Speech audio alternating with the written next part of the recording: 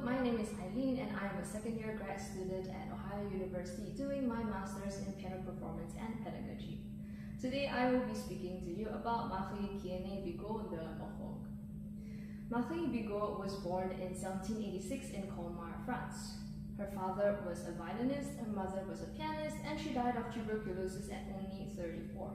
She was, however, acquainted with multiple great names in music at the time, for example, Haydn and Beethoven.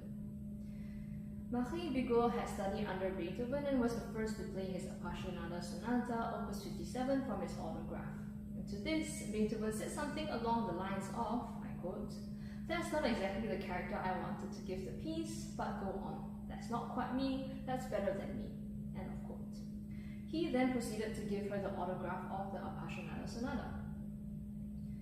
Marie Bigot and her husband had moved to Vienna in 1804, but moved to Paris when the French army occupied Vienna in the summer of 1809. Here she continued to perform and introduce Beethoven's music to Parisians. And for a time she was even the teacher of not only Schubert, but also Felix and Fanny Mendelssohn, who were all passing through Paris during this time. From these accounts we can see that Bigot must have been a fine pianist during her day. Little remains of her compositions, however, and upon her death, an article was written that mentions that she had composed more but refused to publish it out of modesty.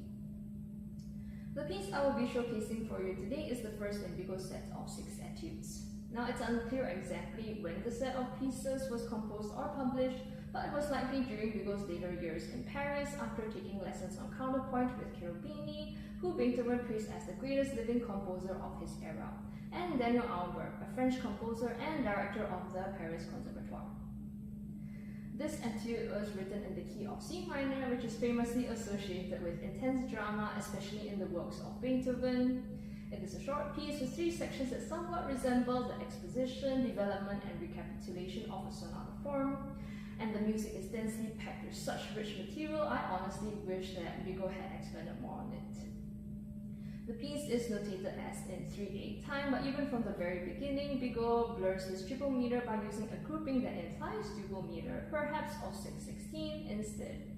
And when the theme is restated immediately after its first appearance, the accompaniment has now reset to 3/8, but not for long.